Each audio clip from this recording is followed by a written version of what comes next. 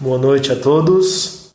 Vamos aguardando os irmãos entrando na nossa transmissão do culto de oração, devocional, orações e cânticos espirituais. Então, enquanto os irmãos entram, nós vamos esperar um pouquinho. E já saudando aqueles que estão entrando, boa noite, irmã Maria Diogo. Deus abençoe a senhora e toda a sua família. Boa noite, irmã Maria, Clemente, irmão Cícero, também todo o seu lar, que o Senhor os abençoe. Nós temos agora 19h31. Vamos aguardar mais uns 2 minutinhos para nós iniciarmos nossa programação.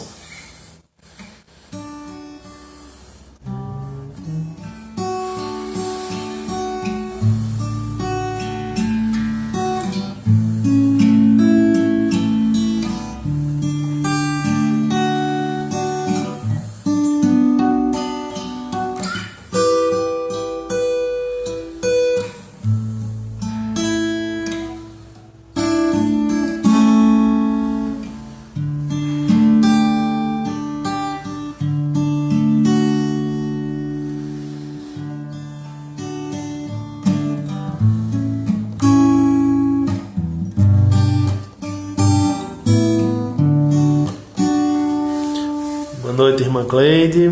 Boa noite, Keila.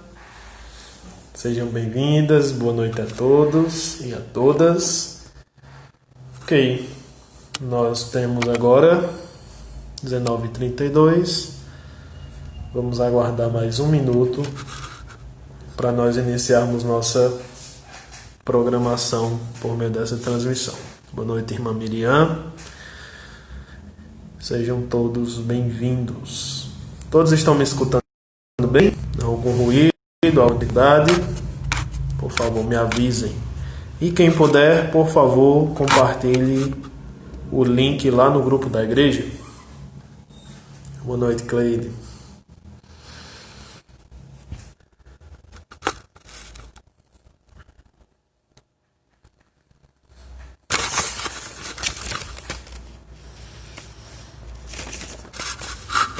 Boa noite, irmã Patrícia, irmão Maicon, Isis. Boa noite, pastor Marcos Paulo, irmã Francinete, Caléu.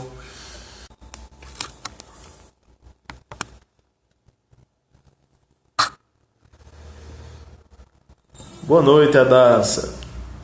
Tudo bem? Ok. Vamos iniciar. Nós temos agora 19h34. Ok, sejam todos bem-vindos à nossa transmissão do culto de oração e quero começar dando alguns avisos, tá bom? A gente vai dar alguns avisos também no grupo da igreja, mas só queremos adiantar e alguns que já estão aí bem decididos para nós. Sexta-feira, 6 horas da manhã, nós vamos ter o segundo momento de oração da alvorada dessa semana. O primeiro foi na terça-feira, e nós vamos repetir na sexta, tá bom? Então, sexta-feira, alvorada, 6 horas da manhã. Acorda um pouquinho mais cedo para nós lermos o livro de Provérbios e também fazermos nossas orações. Tem sido muito precioso esse tempo. Então, convido você a participar. Boa noite, Ailton. Boa noite, irmão Samuel, diácono de Sião. Sejam bem-vindos. Então, sexta-feira também à noite nós teremos às 7 horas a transmissão online da SAF. Bom, aquela reunião semanal. Os corajosos, por conta da segunda fase de retomada do comércio e de outras atividades, inclusive religiosas, no município de Juazeiro do Norte, bom, então nós vamos ter a possibilidade aí de estarmos juntos presencialmente na sexta-feira. Se você tem dúvidas, você que é homem, tem dúvidas se você pode estar lá, se tem algum impedimento de você estar lá, por favor, nos procure a mim, pastor Marcos Paulo, para conversar sobre isso. Mas se você está certo e com sua consciência também de que pode estar conosco, nós vamos tomar todos os cuidados, estaremos juntos ali, todos os homens corajosos de Sião. Nós ainda vamos avisar o horário certinho para vocês, tá bom? Boa noite, irmã Ruth, Micaele. Deus abençoe as irmãs. Também sábado, os jovens aí vão ter a oportunidade de também serem uma das primeiras reuniões a voltar de maneira presencial. Então, jovens estão convidados para a mocidade às 19 horas. Algum detalhe a mais nós vamos avisar durante o resto dessa semana, tá bom? Irmã Isete, eu não sei como é essa questão do link, tá bom? Aqui no Instagram. Mas tem como compartilhar assim, pelo aviãozinho dá para compartilhar aí com seus contatos.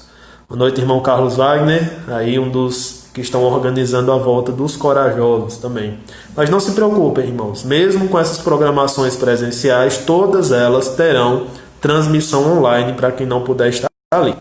Então, sábado, os jovens estão convidados, peçam permissão aos seus pais também, conversem com eles sobre isso, tá bom? E se tiver alguma dúvida, alguma questão, nos procure para conversar sobre essa ida presencial para a igreja, ok? No domingo, nós queremos que os irmãos prestem atenção nesse aviso, aqueles que não estavam na sessão domingo.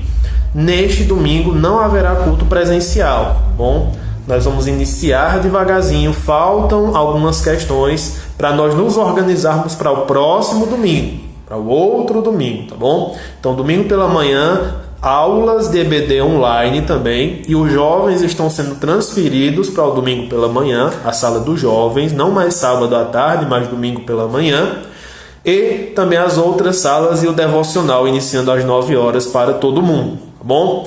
E à noite nós vamos ter a transmissão normal lá da igreja, não haverá culto presencial por enquanto, às 18h30. Então conto com os irmãos também nesse momento. Estamos nos organizando para no outro domingo estarmos reunidos, aqueles que podem, de maneira presencial, bom?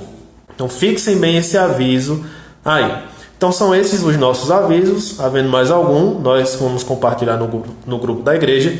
Também pedimos que os irmãos possam compartilhar seus pedidos de oração, seus agradecimentos, seus louvores a Deus, bom? Esse é o dia de nós orarmos em comunidade, o dia que nós tiramos da semana para orar em comunidade e receber essa bênção mútua. Boa noite, irmão Lucas. Boa noite, irmã Regilânia. Deus abençoe vocês, Jó também, e a criança que está vindo aí. Irmão Lucas, irmão Damião também, toda a sua família. Ok, nós vamos fazer a primeira oração, rogar ao Senhor pelos planos da igreja, pelos planos dos irmãos também, pelas vidas de cada um dos irmãos, por aqueles que estão precisando, também pelas bênçãos que o Senhor tem derramado na vida da sua igreja. Vamos orar? Deus, nós estamos em Tua presença pelos méritos do Senhor Jesus Cristo, conquistados na cruz. Rogamos a Ti diante do Teu santo trono, que abençoe cada irmão que está assistindo essa transmissão, que assistirá, ou que tem feito parte da comunhão da Tua igreja, principalmente da Tua igreja local, que nós temos tido contato uns com os outros, mas todos aqueles também que fazem parte da Igreja Universal, comprada, redimida pelo sangue do Senhor Jesus Cristo. Agradecemos pelas bênçãos derramadas, por tudo que o Senhor tem dado, mesmo em uma época que não parece tão favorável, mas especialmente pelas bênçãos espirituais, que não podem ser perdidas, que não podem ser roubadas, que não se desgastam nesse mundo. Agradecemos por aqueles irmãos que têm se empenhado em ajuntar tesouros no céu de maneira ativa. Pedimos que o Senhor nos ensine a necessidade de nos esforçarmos pelo reino também, assim como recebemos de graça, que de graça nós compartilhemos o Evangelho. Nós te rogamos por aqueles irmãos que têm passado por necessidades várias, Pai. Necessidades físicas, necessidades espirituais, que o nosso agir também não se restringe à oração, mas à ajuda real. Mas nós rogamos ao Senhor também compreendendo o poder da oração diante de Ti. Rogamos por aqueles que estão doentes, por aqueles que têm encontrado grandes dificuldades de servir a Ti, dificuldades espirituais, e nós rogamos que o Senhor os guarde, livre, trata dos alunos como instrumentos de ajuda mútua para crescimento mútuo e amadurecimento da Tua igreja. Rogamos por esse momento, em nome do Senhor Jesus Cristo. Amém. Irmão Mazé, boa noite. mas ali sempre presente nas alvoradas também, muitas irmãs participando. Graças a Deus pela vida delas. Então, nós vamos cantar, sabe, naquele combinado nosso, é o hino 377, se eu não me engano. Não sei porquê de Deus o amor. Então, naquele combinado nosso, né, você não presta tanta atenção na minha desafinação e roga ao Senhor também e canta e bem alto, nos acompanhando em louvor. Não sei porquê de Deus o amor, um hino que nós gostamos muito e que nós cantamos muito.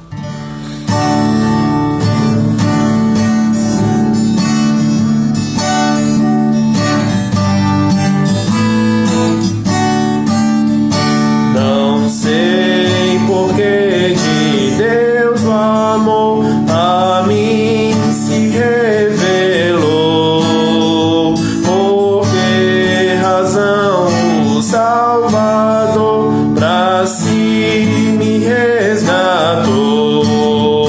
Mas eu sei que tenho crido e estou bem certo que é poderoso pra guardar o meu tesouro até o dia final.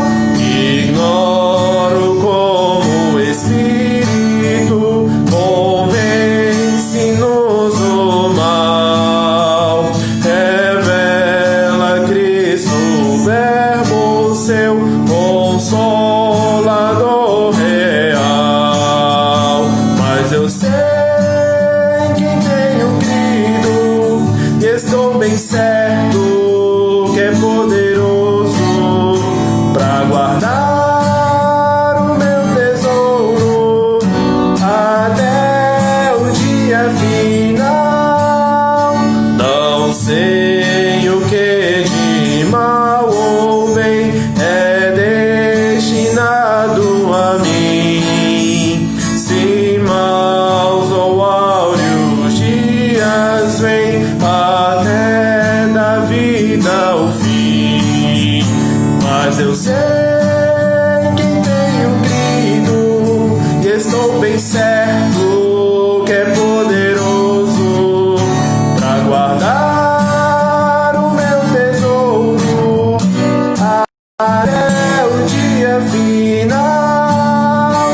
E quando vem Jesus, não sei se breve ou tarde vem, mas sei que meu Senhor virá na glória que Ele tem.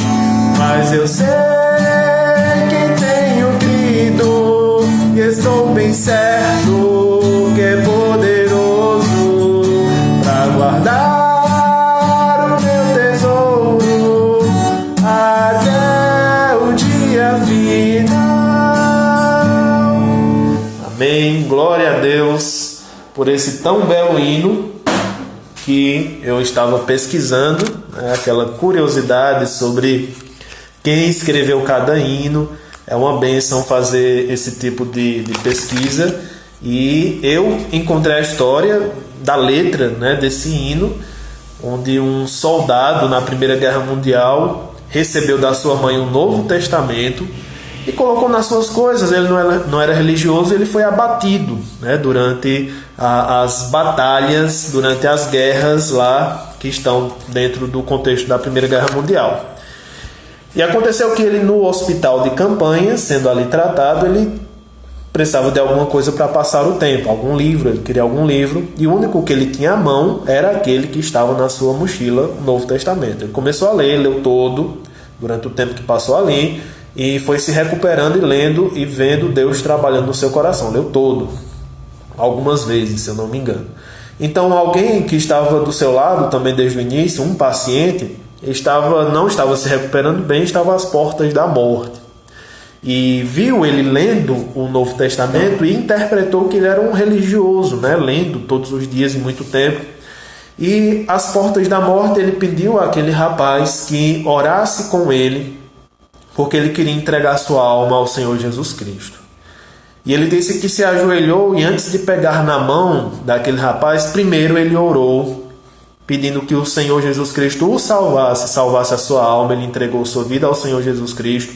E então ele pegou na mão do moribundo e orou ao Senhor também, entregando a alma daquele que estava às portas da morte.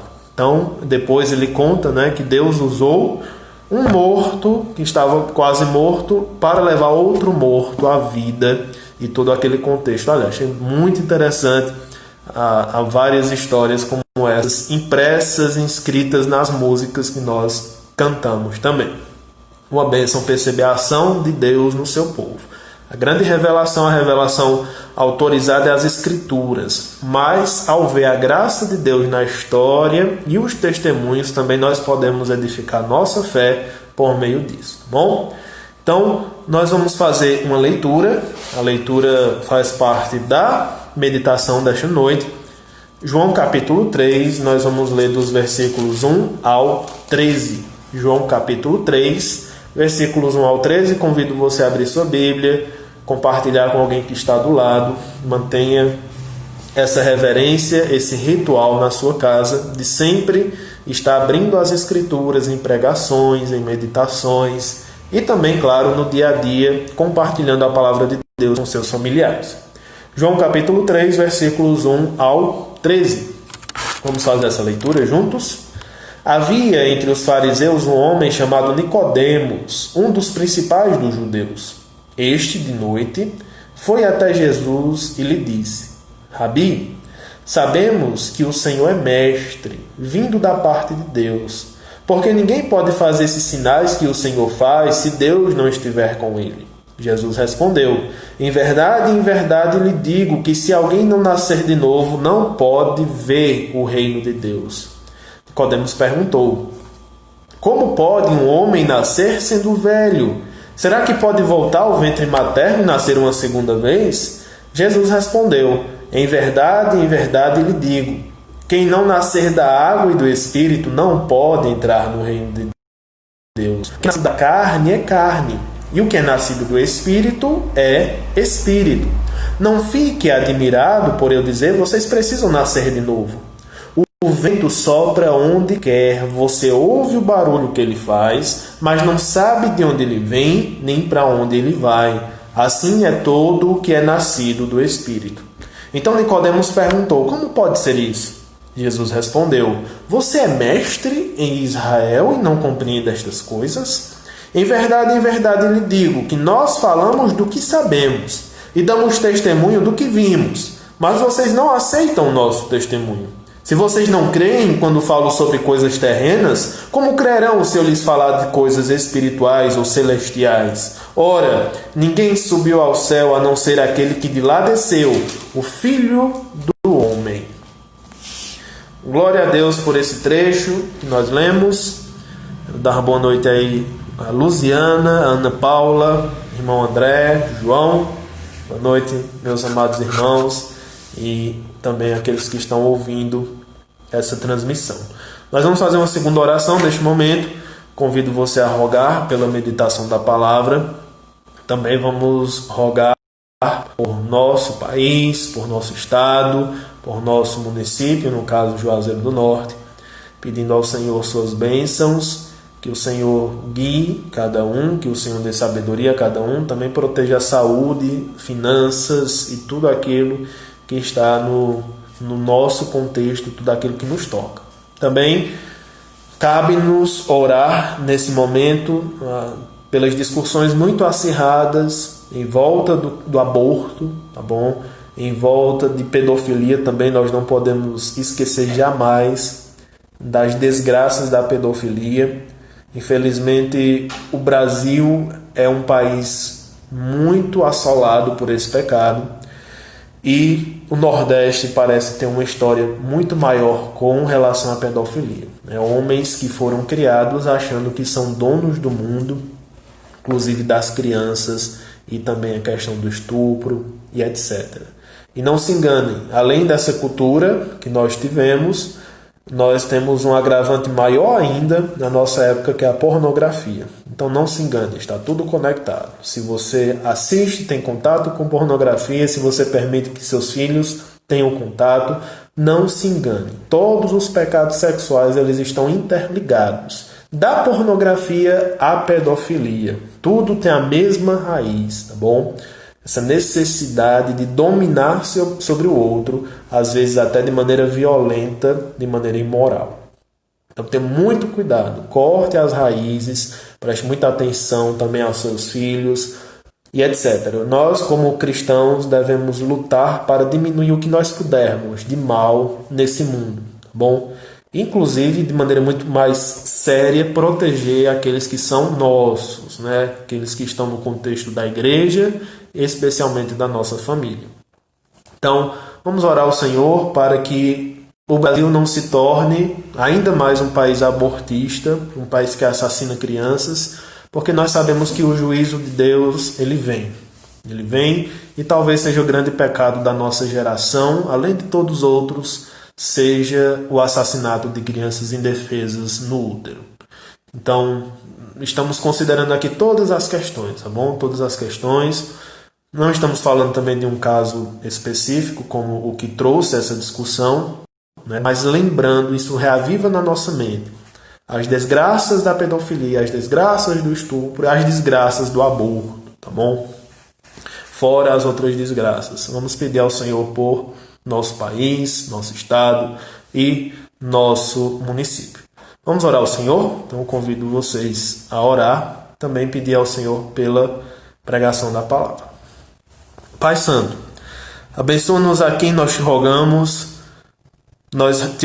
e entregamos em tuas mãos esse país, esse grande país, esse país tão machucado, tão deteriorado, tão desgastado.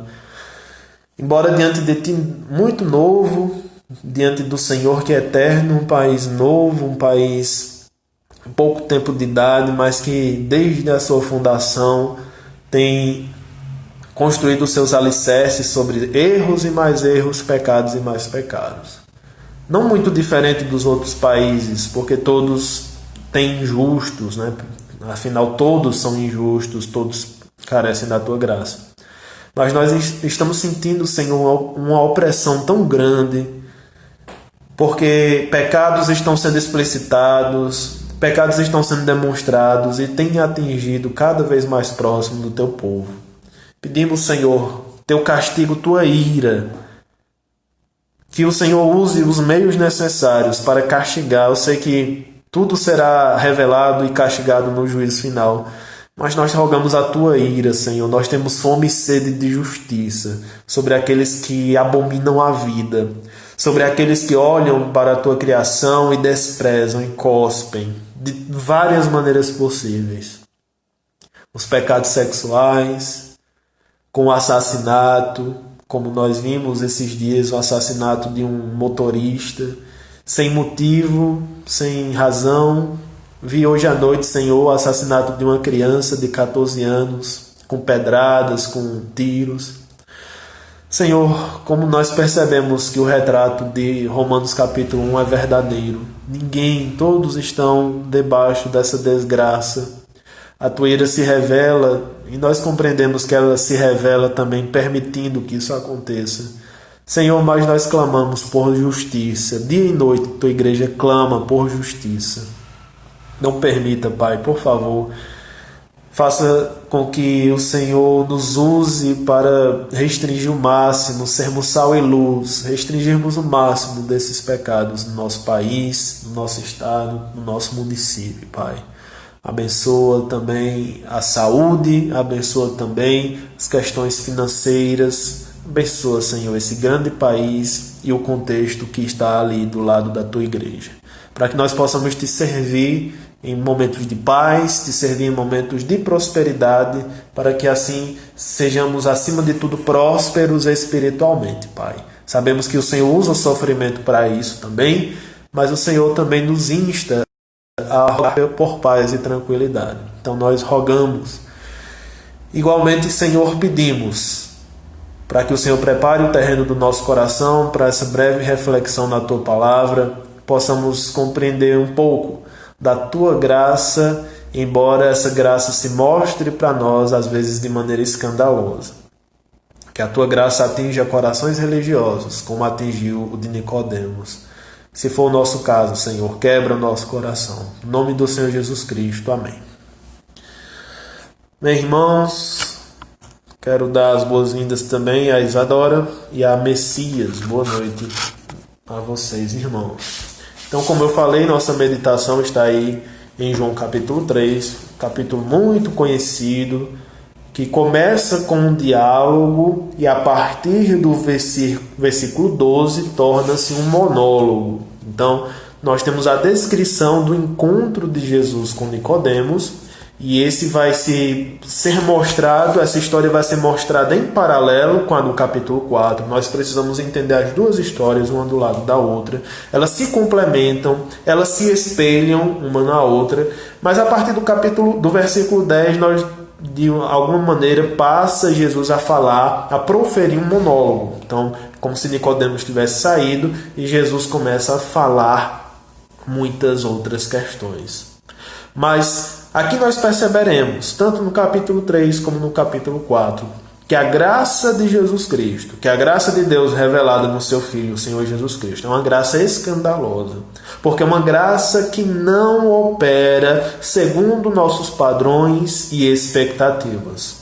E a primeira maneira de João demonstrar isso é no modo como essa graça ela escandaliza aqueles que parecem bons e ela redime aqueles que parecem ruins.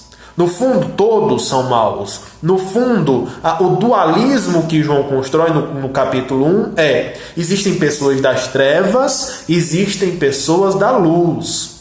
Você pode ser de carne. Ser de carne não é um pecado em si para João, de maneira diferente como é para Paulo. Então, quando Paulo fala carne, ele está querendo dizer muito mais a nossa relação com o pecado. Mas João não. João, ele entende que Jesus veio em carne. Ser carnal, nesse sentido, não é uma visão tão extremada em relação ao pecado. Mas, nós que somos carne, nós nos aproximamos das trevas. E é necessário que agora nós nos reaproximemos da luz. Por isso que o Filho de Deus e o Filho do homem fez-se carne, habitou entre nós para revelar essa glória, essa luz, para que nós nos aproximemos dele e recebamos assim salvação. Outra maneira de João falar isso, nós somos de baixo e ele vem de cima. E vindo de cima, ele traz a revelação perfeita daquele reino que é o reino dos céus para nós que estamos embaixo. Dessa maneira, nós devemos, em primeiro lugar, confiar nessa revelação. É muito verdadeira porque ele estava lá. Ele veio de cima. Ele não estava embaixo, visitou o andar de cima e voltou. Não, ele é de lá e trouxe para nós essa revelação. Mas também nós devemos confiar muito, porque além de estar lá, ele não é um dos subordinados daquela hierarquia. Pelo contrário, ele é o Filho do próprio Deus, ele é o Messias escolhido, ele é o Cristo. É aquele que foi escolhido, separado, como aquele que é maior no reino dos céus e aquele que foi separado também para salvar a humanidade. Tem em si essa grande tarefa e essa grande habilidade. Então, vamos pensar aqui no versículo 1, modo como João nos introduz essa conversa. Um modo muito peculiar, utilizando uma palavra, um vocábulo muito interessante, que nos ajudará a pensar todo o resto desse diálogo. Havia entre os fariseus um homem chamado Nicodemos, um dos principais dos judeus. Versículo 2, este de noite foi até Jesus. Aqui eu convido você a pensar em algumas coisas. Eu já falei para vocês que João, ao falar dos judeus, geralmente, ao generalizar judeus, ele está falando daqueles que são adversários de Jesus, aqueles que estão se opondo. Mas, no final do capítulo 2, versículo 23, é dito assim: estando Jesus em Jerusalém, durante a festa da Páscoa, muitos creram no seu nome quando viram os sinais que ele fazia. No nosso último devocional, nós vimos que não há apenas uma reação de converter-se ou negar o Evangelho. Então, podem haver outras reações intermediárias entre converter-se totalmente a Jesus ou negar totalmente o Evangelho.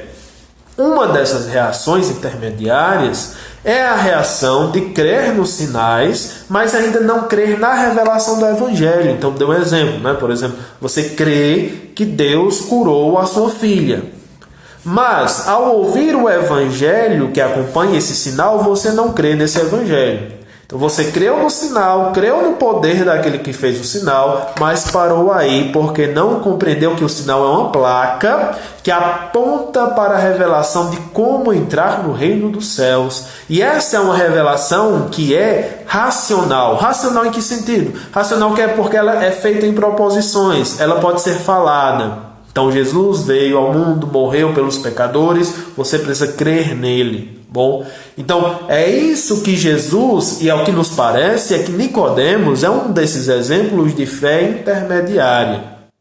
Nicodemos é um desses exemplos de fé intermediária. Ele viu os sinais, ele compreendeu que aquilo não é normal, aquilo não faz parte deste mundo, é necessário que haja uma conexão com Deus, mas Nicodemos não chegou à compreensão de que Jesus é o Filho de Deus, que seria a placa que o sinal deve apontar, que é a placa que aponta para o Evangelho. Então Nicodemos ele é descrito como um dos principais dos judeus, dentre a seita dos fariseus. Isso nos dá a entender que Nicodemos ele faz parte da organização política e religiosa mais alta, que é o Sinédrio. Bom, então isso também nos faz implicar que Nicodemos não é um jovem, ele é um homem um pouco mais velho que está sendo apresentado aqui. Então ele não era pouca ou uma pessoa de pouca importância. E ele foi de noite falar com Jesus. Aqui várias implicações podem surgir. Nós devemos selecionar aquelas que fazem parte das intenções de João aqui. Bom, uma das implicações é que culturalmente, geralmente os escribas, doutores da lei, ajuntavam-se à noite para discutir noite adentro sobre a Torá, sobre as questões referentes às Escrituras. Bom, então é muito provável, pode ser o caso de que Nicodemos está querendo mais tranquilidade e querendo conversar mais tempo com Jesus. Daí, nós podemos também entender que a conversa ela não se resume a esses versículos, e que inclusive esse monólogo de Jesus, a partir do versículo 10, 11 em diante, pode ser sim parte da conversa com Nicodemos, onde as respostas de Nicodemos foram retiradas porque não faziam parte do propósito de João aqui. Então nós temos algumas respostas de Nicodemos aqui, porém uma coisa que se destaca em contraste, eu sempre vou fazer esse contraste com o capítulo 4, é que as falas de Nicodemos são muito menores, são muito mais oprimidas por Jesus. Entenda o que eu quero dizer por oprimidas. Então, Nicodemos ele está um pouco mais acanhado. Jesus ele parte com um pouco mais de ênfase. Jesus parte para Nicodemos com um pouco mais de força do que como ele conversa com a mulher samaritana. Então, a mulher samaritana tem mais espaço para falar e ela não é deitado sobre ela uma enxurrada tão grande de informações como em Nicodemos. Claro, se espera que Nicodemos entenda certas coisas. Tanto que uma das perguntas finais de Jesus é: você é doutor da lei e não compreende dessas coisas? E mesmo sendo doutor, você não está entendendo o que eu estou falando? Se você não acredita no que eu estou falando, como é que você quer acreditar nas coisas que eu poderia falar acerca das coisas celestiais, né? Se você não crê nessas coisas que são básicas, são terrenas. É o que Jesus fala ao final do texto que nós lemos. Então, perceba que há um contraste aqui porque espera-se mais de Nicodemos. Mas, aqui nós vamos destacar a questão da noite, tá bom? O fato da noite ser mais do que o fato de haver um espaço de tempo mais tranquilo para a conversa. Geralmente, João usa esse vocábulo, tá bom? Esse advérbio de tempo, noite, marcando aquela hora do dia em que se encontram os personagens, também de maneira simbólica. Então, lembre sempre disso. João é um escritor, é um evangelista e também nos seus outros livros que ele tem muito mais tendência de usar as palavras como símbolos. Mais uma vez, isso nos remete à ideia de sinais. Ok? As palavras se tornam assim placas que têm um significado em si mesmo, mas apontam para outra coisa. Bom, então isso é visto no modo como João fala de noite. Bom, a noite no Evangelho de João tem a simbologia da escuridão da alma, por um lado, e da escuridão do mundo, por outro lado. Então, pense, se o indivíduo está em trevas, quer dizer que ele está distante de Deus. Isso pode ser simbolizado com o fato da noite, dele estar sendo inserido na noite no Evangelho de João. Por outro lado, também toda a humanidade está dentro desse contexto noturno, porque todos estão em trevas. Então nós temos essas questões sendo trazidas e assim tornando ainda mais prazerosa a leitura do Evangelho de João, percebendo como Deus usou seu servo para nos trazer tantas profundidades em relação às verdades sobre a vida e sobre Jesus Cristo. Então, as trevas, a noite, querendo dizer assim que, embora seja um homem douto da lei, embora seja um homem com grande capacidade na Torá, que são os primeiros 5 livros, e em todo o Antigo Testamento, embora seja um homem que devia compreender a expectativa sobre o Messias e etc., ele não entendeu. Ele não entendeu o Evangelho e, por consequência, ele está em trevas. Ele é um homem que precisa de salvação.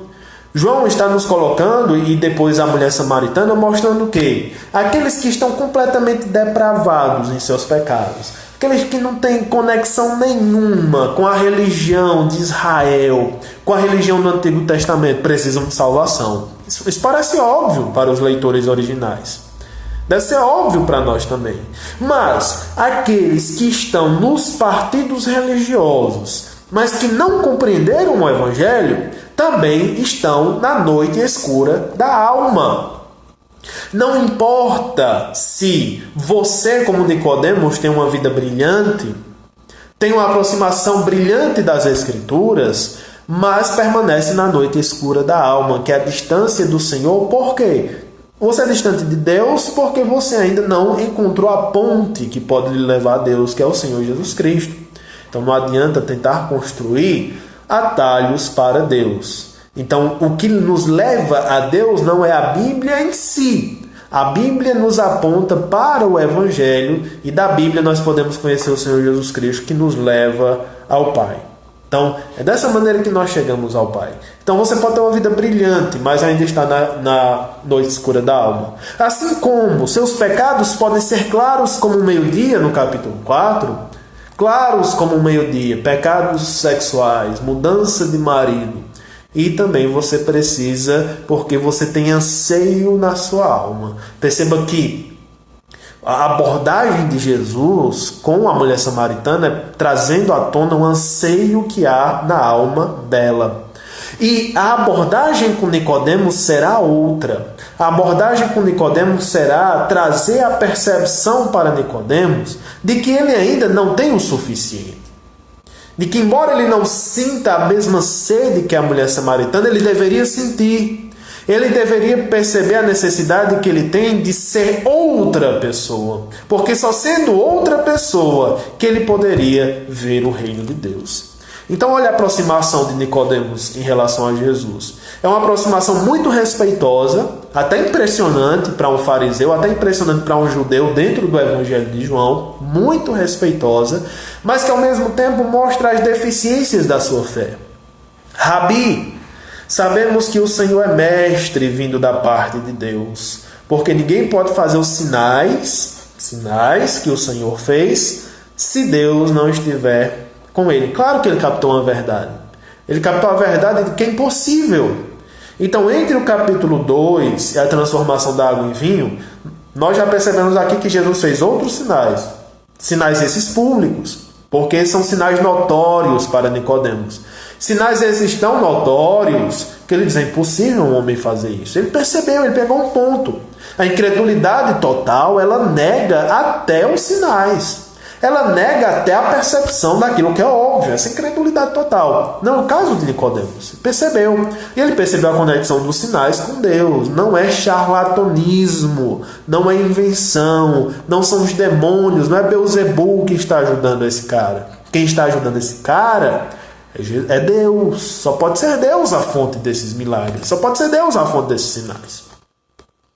O modo como ele chama Jesus de Rabi nos lembra daqueles discípulos de João que também abordaram Jesus e toda aquela história ali que segue chamando Jesus de Rabi. Só que, ao chamá-lo de Rabi, vem acompanhado de uma interpretação de quem ele é. Interpretação que é dada por João Batista já de antemão, mas também é confirmada no Antigo Testamento. Então você veja, homens que não são intérpretes da lei, não são profissionais nas Escrituras, perceberam com mais rapidez quem Jesus é do que Nicodemos, que é um doutor da lei. Nós não estamos com isso advogando que você não seja expert em Bíblia. Pelo contrário, mas seja expert em Bíblia baseado em Jesus Cristo. Nossa vida deve ser sempre interpretada com duas palavras: em Cristo. Em Cristo. Que sua vida ela seja sempre baseada nessas duas palavras, nessa conjunção, em Cristo. Eu cuido da minha família em Cristo. Eu sou feliz em Cristo. E aí você pode adicionar outras, né? Pela graça e para a glória de Deus. Então, em Cristo, pela graça divina e para a glória do Senhor. Então, se a nossa vida seguisse esses três nortes, a gente caminharia muito mais. Se fosse essa a nossa percepção de mundo, a nossa cosmovisão em Cristo. Eu sou salvo em Cristo. Eu posso todas as coisas em Cristo. Eu tenho fé em Cristo. Eu me satisfaço em Cristo. E eu só posso fazer essas coisas pela graça divina. E eu faço isso tudo com o propósito de glorificar ao Senhor. Imagine como seria bela a nossa vida. Então, ele chama de Rabi, mas ele não tem a compreensão total de quem Jesus é. Então ele só entende os sinais. Parece-nos sim que Nicodemos faz parte daquele grupo que viu os sinais, mas que Jesus desconfia deles. Essa desconfiança de Jesus, na minha opinião, na minha percepção aqui, eu entendo ser a interpretação desse texto, a desconfiança de Jesus em relação a Nicodemos se dá no modo como ele responde isso. Perceba que não é nenhuma pergunta, né? Nicodemos diz, eu sei que o Senhor é um rabi, né? Não chama de Messias, não chama de Cristo. Eu sei que o Senhor é um rabi, que Deus te ajuda. E Jesus diz, espera aí. Jesus respondeu, em verdade lhe digo que se alguém não nascer de novo, não pode ver o reino de Deus. Aqui é demonstrada a desconfiança de Jesus em relação à crença nos sinais de Nicodemos. Você creu nos sinais, mas deixe-me dizer uma coisa, falta algo a você. Para que você veja o reino mesmo, e ver aqui implica a noção de participar do reino, para que você seja salvo, para que você seja incorporado nesse reino divino e eterno, você precisa nascer de novo. Ou seja, aquilo que você tem agora, aquilo que você traz a mim, que é demonstrado nessas suas palavras iniciais, não vale nada. Não vale nada para entrar no reino. Então é necessário mais. É necessário mais. É necessário que você nasça de novo. E aqui surge mais uma das questões que são muito próprias ao Evangelho de João, que são palavras de duplo sentido, bom? Ou conceitos de duplo sentido. Por exemplo, eu quero água. E Jesus diz, eu quero água. E a mulher dá água. E Jesus diz, eu posso lhe dar uma água que você não terá mais sede. Então, uma água que se refere tanto a um contexto físico como a um contexto espiritual. E também, trazendo a ideia da água, nós vamos chegar lá no capítulo 4 ainda, mas de uma água corrente, né? De uma água que flui. Então, é uma palavra que contém vários significados que Jesus vai explorando, causando confusão naquele que está ouvindo. E essa confusão tem um propósito. Não é para fazer com que Nicodemos se perca, mas é pelo contrário, para fazer com que Nicodemos se ache, porque a confusão já está instaurada em não compreender quem é Jesus. Então, a palavra que ele usa aí, nascer de novo, ela pode ser interpretada de duas maneiras, todas igualmente válidas. Nascer outra vez, tá bom? que é a primeira interpretação de Nicodemos, ou nascer do alto. Essa única palavra, anothen, ela significa as duas coisas. Ela pode ser entendida das duas maneiras, inclusive são complementares. Nascer de novo, nascer do alto. São duas maneiras bem viáveis. Jesus, ele não exclui a ideia de nascer de novo. Nós vamos ver que Jesus, na verdade, inclui isso. Mas, quando Nicodemos entende o nascer de novo e não nascer do alto, ele entende de maneira física, ele entende de maneira carnal, que não é o caso, tá bom? Então, Nicodemos perguntou. A primeira pergunta... Está caindo, irmã Maria Diogo? Está caindo nossa transmissão, irmãos?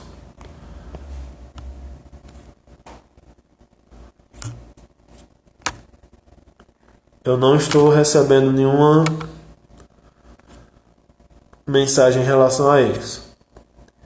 Irmãos, está travando a transmissão? Não, né? Eu penso, irmã Maria Diogo, possa ser sua internet. Possa ser alguma queda na sua internet. Por favor, me avisem. Bom? Obrigado, irmãos. Então, essa dupla interpretação da palavra anothen causa essa confusão, e é uma confusão proposital. Perceba como Jesus é muito inteligente. Na verdade, ele é o homem mais inteligente que existiu sobre a terra, né? Porque ele tem inteligência perfeita sem pecado, ele é o próprio Deus. Então ele usa essa dupla interpretação para trazer Nicodemos a um contexto, a um local onde ele quer que Nicodemos esteja, para se introduzir a salvação que está apenas nele, no nome do Senhor Jesus Cristo. Então a primeira pergunta de Nicodemos são duas perguntas no texto. A primeira é: como pode um homem nascer sendo velho? Sendo que, será que pode voltar ao ventre materno e nascer uma segunda vez? Então, Jesus responde esse primeiro questionamento. Em verdade, lhe digo que quem não nascer da água e do Espírito não pode entrar no reino de Deus. Perceba que Jesus havia falado de ver o reino. Agora ele fala de entrar no reino de Deus. O que é nascido, versículo 6, da carne é carne. E o que é nascido do Espírito é Espírito. Não fique admirado. A admiração de Nicodemos é demonstrada na pergunta: como é que é isso? Como é que funciona isso? Né? Às vezes a gente foca muito no conteúdo da frase, né? Será que um homem velho pode nascer de novo? Mas a grande questão dessa frase é a admiração. É a admiração de Nicodemos que nasce no fato dele não ter compreendido bem o que Jesus falou, o que ele quis dizer com nascer de novo. Então não se admire que eu diga que vocês precisam nascer de novo. O vento sopra onde quer. Você ouve o barulho que ele faz, mas não sabe de onde ele vem, nem para onde ele vai. Assim é todo o que é nascido do Espírito. Jesus começa então a traçar as origens daquilo que nós chamamos de doutrina da regeneração, inclusive uma doutrina muito desprezada por nós cristãos. Então, é uma doutrina que foi muito maculada na história da igreja, a doutrina da regeneração, principalmente pelo fato de o maior ramo do cristianismo compreender que a regeneração, a limpeza do crente, a renovação, esse novo nascimento, certo? A gente tem que geralmente compreender conversão e do lado regeneração. Quem se converte torna-se um filho, quem se converte nasceu de novo. Quem se converte tem uma nova vida, uma nova criatura. Tudo isso está nos dois lados da moeda de conversão, regeneração. Os livros que tratam mais, eu indico que você leia esses livros, 1 Pedro e também Tito. São os livros que tratam com mais profundidade a doutrina da regeneração. A gente precisa resgatar isso. Porque por vezes nós enfatizamos muito a conversão, depois nós já pulamos para a santificação. Mas a santificação, ela pressupõe a regeneração. A santificação é a regeneração em andamento. É a semente da nova vida crescendo no crente e mostrando os seus frutos. Todo esse contexto doutrinário que eu estou trazendo para você, ele encaixa-se como atmosfera nas palavras de Jesus. Então, ele vai começando a aprofundar o que ele quer dizer por nascer de novo. Certo? Esse primeiro movimento de conversão, que Nicodemos deveria compreender, Afinal, tem toda uma doutrina de filiação, de ser filho de Deus. Tem sim uma doutrina de regeneração no Antigo Testamento, especialmente em Ezequiel capítulo 36, de uma água que flui, do Espírito que flui, e também a compreensão da conexão entre água e Espírito, que Nicodemos deveria ter bem. Na verdade, Nicodemos ele poderia sim compreender esses pontos. A questão é que ele não juntou os pontos. A questão é que ele não uniu os pontos. Já viu aquela brincadeira de criança? Tem vários pontos que parecem aleatórios ali. E aí você tem que seguir ponto 1, ponto 2, ponto 3, ponto 4. Às vezes não parece fazer sentido, mas quando você termina o desenho, mostra-se um desenho aí bonito, uma imagem que estava ali. Por vezes, as pessoas têm um conhecimento fragmentado das Escrituras e não conseguem chegar ao ponto porque não sabem conectar. Jesus, assim, ele é o grande ponto de conexão das Escrituras. Jesus, assim, é aquele que cola as partes e assim nós podemos entender melhor todas as partes da Escritura. Então, a gente está trazendo, Nicodemos deveria saber aquilo, deveria entender dessa doutrina da regeneração, deveria entender que isso é o pressuposto, é o pré-requisito para ver e para entrar no reino de Deus, mas ele não compreende. Então, perceba que as duas respostas, as duas perguntas de Nicodemos, na verdade, a primeira resposta, quando Nicodemos se apresenta, Jesus responde. Na primeira pergunta, Jesus responde. Em ambos os casos, em ambas essas respostas, tanto o versículo 3 como o versículo 5, nós temos essa grande ênfase de Jesus falando amém e amém. Ou seja, em verdade lhe digo. Então, é isso que eu quero dizer com a diferença entre os discursos de Jesus para com Nicodemos e de Jesus para com a mulher samaritana. Então Jesus está sendo muito enfático. Olha, isso aqui é a verdade. Eu quero que você compreenda essa verdade. Porque você não está compreendendo. Quem não nascer da água e do Espírito não pode entrar no reino de Deus. Esse fato de estar junto à água e ao Espírito é algo muito disputado, algo muito complicado. Mas eu penso que nós devemos nos remeter a João Batista. João Batista batiza com água, é um pré-requisito ao batismo de arrependimento, mas viria aquele que batiza com o Espírito. E nós temos essa conexão desde o Antigo Testamento. O Espírito do Senhor pairando sobre a face das águas, trazendo vida, está sempre conectado. O Espírito Santo com a água. A água que simboliza a limpeza dos pecados, a água que simboliza a regeneração, o lavar desse velho homem para o surgimento de um novo homem, e o Espírito Santo sendo essa realidade teológica e escatológica na vida do crente, trazendo uma nova vida, fazendo-nos novas criaturas.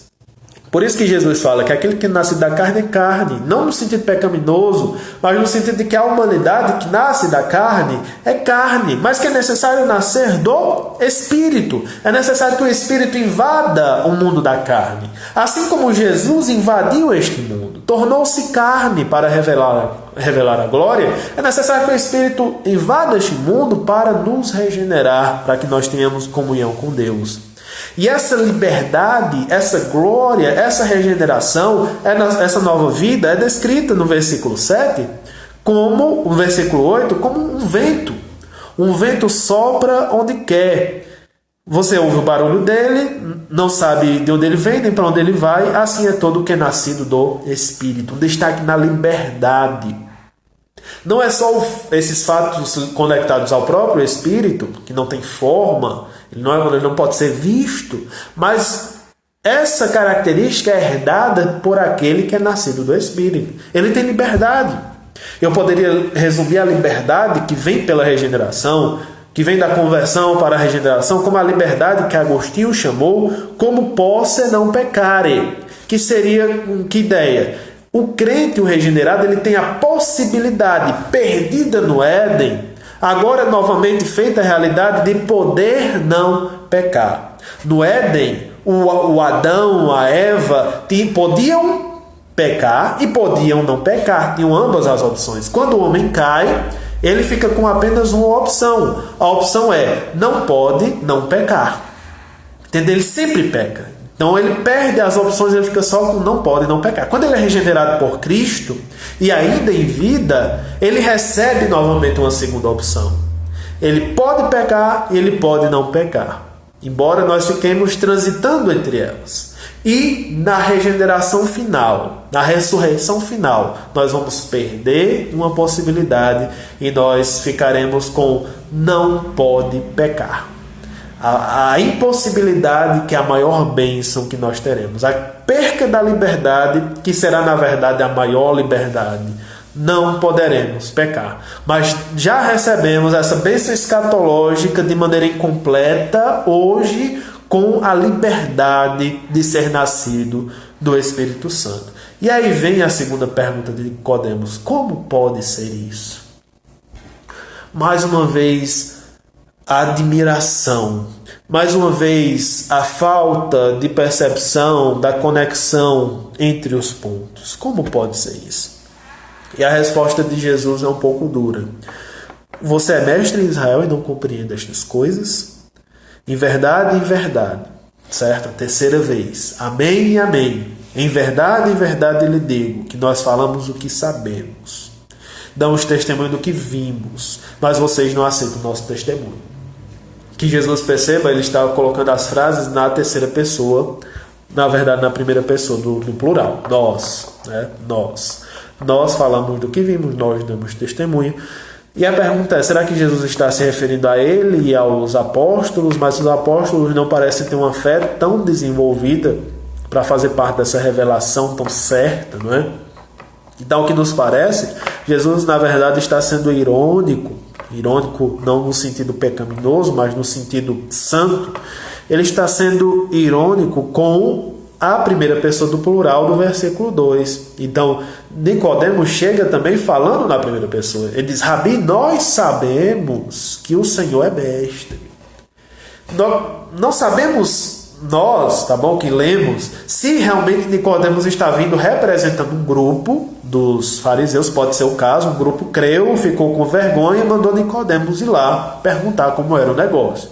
Então, Rabi, nós sabemos, então ele está representando um grupo aqui por trás dele. Ou se Nicodemos, na verdade, está envergonhado e fala na primeira pessoa do plural como uma maneira de se resguardar um pouco. E Jesus usa e responde da mesma maneira. Nós falamos do que sabemos. Por que Jesus fala do que sabe? Por que o testemunho de Jesus é verdadeiro? Porque ele veio de lá. Ele veio do reino. Ele sabe a chave do reino porque ele veio do reino. Na verdade, ele é filho do rei. Então, se vocês não creem nas coisas terrenas que eu falo, como crerão se eu lhes falar das celestiais? E o encerramento dessa sessão, que nós estamos demarcando para a próxima, é versículo 13. Ora, ninguém subiu ao céu, a não ser aquele que de lá desceu, o Filho do Homem. É necessário crer nas palavras do Senhor, porque Ele trouxe essas palavras da fonte, da origem delas. E está sendo oferecida através dessas palavras uma possibilidade de uma nova vida. Ser filho de Deus, que já foi explicitado no capítulo 1, que é uma possibilidade. Aqueles que não são nascidos da carne nem do sangue, mas são nascidos de Deus. Vamos ler esse versículo? Versículo 12 do capítulo 1. Mas a todos quantos o receberam, deu-lhes o poder de serem feitos filhos de Deus, a saber os que creem no seu nome, os quais não nasceram do sangue, nem da vontade da carne, nem da vontade do homem, mas de Deus. Não é pecado ser humano, nascer da vontade do sangue e da carne. Não é pecado. Mas não é suficiente para entrar no reino dos céus. É necessário que se creia no nome do Filho de Deus para ser feito assim Filho de Deus. Tem que encontrar a possibilidade, não só a possibilidade, a certeza de ser filho. Todo o background, tudo que está por trás da ideia de nascer do Espírito, nascer da água do Espírito, ser uma nova pessoa, nascer do alto e nascer de novo, ambos os conceitos juntos aqui. O que está por trás é o fato de que, se crermos no Senhor Jesus Cristo, no Filho de Deus, eu e você seremos feitos filhos de Deus também. E só entra no reino aqueles que são filhos. Os que não são filhos ficarão do lado de fora. Deus abençoe sua vida e que, como Nicodemos, entendamos as palavras de Jesus e assim também possamos pregar de maneira exata o evangelho que ele nos deu. Boa noite, Deus abençoe você.